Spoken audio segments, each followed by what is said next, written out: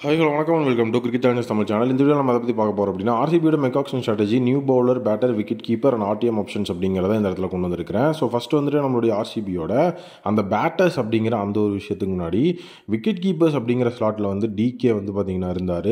So Dinesh Karthigai பொறுத்த வரைக்கும் கண்டிப்பாக அவருடைய ஃபஸ்ட்டு சீசன் ஃபார் ஆர்சிபி, அவரோட comeback first season for RCB வந்துட்டு உண்மையிலேயே செம மாசாக இருந்தது.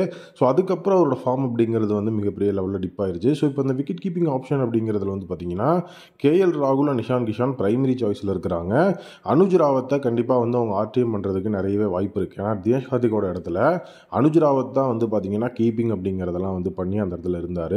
ஸோ அதனால் வந்துட்டு அனுஜ் ராவத் வந்து இப்போ ரீசன்ட் ஃபார்ம் அப்படிங்கிறது டீசெண்டாக இருக்கிறதுனால அவர் ஆர்டிஎம் பண்ணுறதுக்கு நிறையவே சான்ஸ் இருக்குது. அனுஜ் ராவத் வந்து அந்த இடத்துல வந்து ஆர்டிஎம் பண்ணுறாங்க அப்படிங்கிற ஒரு கட்டத்தில் வந்து பார்த்தீங்கன்னா கேஎல் ராகுல், இஷான் கிஷான் இவங்க ரெண்டு பேரத்தில் கண்டிப்பாக யாராவது ஒருத்தராவது ஆர்சிபிக்கு வந்து ஸோ ஒரு எஃபெக்டிவான ஒரு கீப்பிங் அப்படிங்கிற ஒரு விஷயத்துக்குள்ளே ஈடுபடுறதுக்கான சான்சஸ் அதிகம். ஸோ கீப்பிங் அப்படிங்கிறது மட்டும் இல்லாமல் கேப்டன் அப்படிங்கிற இடத்துலையும் வந்து அவங்களுக்கு வந்து நீட் இருக்குது. ஸோ டோட்டலி வந்து பார்த்தீங்கன்னா கேஎல் ராகுல் அந்த இடத்துல கேப்டன்சி மெட்டீரியல் அப்படிங்கிற மாதிரி ஏதோ ஒரு விஷயத்துக்குள்ளே வந்து நீட்டாக வந்து அவங்க கொண்டு வராங்க அப்படிங்கிற மாதிரி விஷயமும் இருக்குது. ஸோ பேட்டர்ஸை பொறுத்த வரைக்கும் ஓவர்சீஸ் சைடில் David Warner and Williamson, Indian சைஸில் பார்த்தீங்கன்னா கண்டிப்பாக வந்துட்டு ஸ்ரேயஸ் ஐயர், மணிஷ் பாண்டே, ரகுவன்ஷி. இதில் வந்து பார்த்தீங்கன்னா உங்களுக்கு கண்டிப்பாக தெரிகிற விஷயம் அந்த கேஎல் ராகுல், இஷான் கிஷான் ரெண்டு பேத்தில் யாராவது ஒருத்தருக்கு கண்டிப்பாக ஆல் அவுட்டாக போகணும்.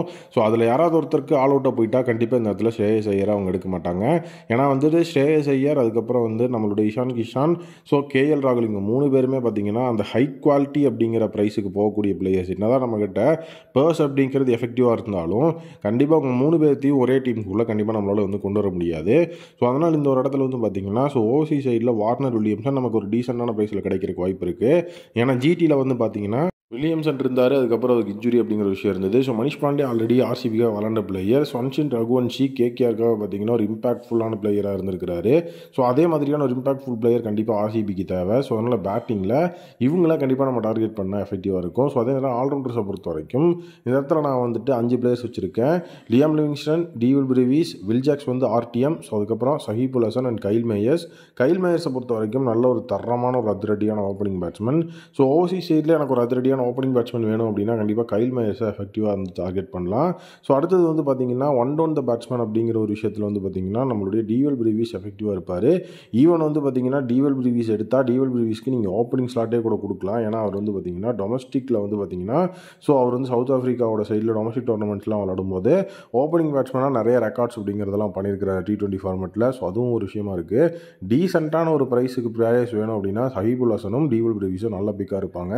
ஒரு டீசெண்டான ப்ரைஸில் கிடைப்பாங்க. லியாம் லிவிங்ஸ்டனுக்கு கண்டிப்பாக நம்ம ஆல் அவுட்டாக பிட் பண்ணி தான் ஆகணும்.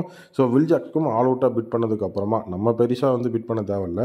ஆர்டிஎம் அப்படிங்கிறத கண்டிப்பாக வந்து வில் ஜாக்ஸ் மேலே யூஸ் பண்ணால் டோட்டலாக அது வந்துட்டு ரொம்பவே எஃபெக்டிவாக இருக்கும் அப்படிங்கிற ஒரு விஷயம் இருக்குது. டோட்டலி வந்து கைல் மேயர்ஸில் ஆரம்பித்து இந்த ஆல்ரவுண்டர் படை ஸ்ட்ராங்காக இருந்ததுனால கண்டிப்பாக நமக்கு போதும்னு நினைக்கிறேன். நெக்ஸ்ட்டு வந்து ஆர்சிபி பவுலர் ஸ்பேஸ் அட்டாக் அப்படிங்கிறதுல வந்துட்டு பார்த்தீங்கன்னா Bhuvi, Trent Boult, Rabada, Prasidh Krishna and Mukesh Choudhary. Totally வந்து பார்த்தீங்கன்னா புவி, பிரசித் கிருஷ்ணா, முகேஷ் சௌத்ரி இவங்க மூணு பேர் Indian options. Rabada and Boult வந்து ஓவர்சீஸ் ஆப்ஷன்ஸில் வச்சுருக்கேன். முகேஷ் சௌத்ரி சிஎஸ்கேக்காக என்ன மாதிரியான பர்ஃபார்மன்ஸை கொடுத்துருக்கிறாருன்னு உங்களுக்கே தெரியும். அதே பர்ஃபார்மன்ஸ் அப்படிங்கிறத அடிப்படையான ஒரு இடத்துல கொடுத்தாரு அப்படின்னா கண்டிப்பாக அது ஆர்சிபிக்கு மிகப்பெரிய லெவலில் வந்து அட்வான்டேஜாக தான் இருக்க போகுது.